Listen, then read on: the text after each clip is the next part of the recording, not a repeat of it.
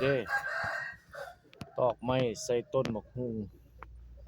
ในกรณีที่ว่าต้นมะฮุงคู่มันออกดอกมันบ่เกิดหมากและเฮาตอกไม้ใส่มันหลังจากนั้นก็มาตัดงาแล้วมันก็ออกหมากประมาณนี้มันจะได้2งา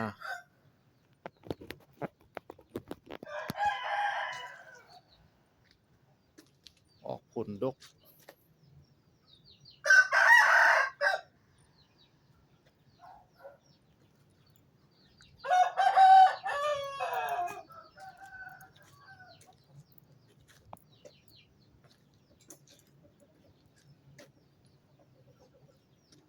อันนี้แม่นต้นมะฮุงธรรมชาติคือปลูกเล่น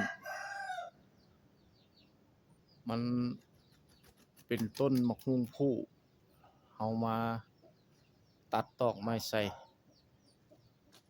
ก็ได้หมากประมาณนี้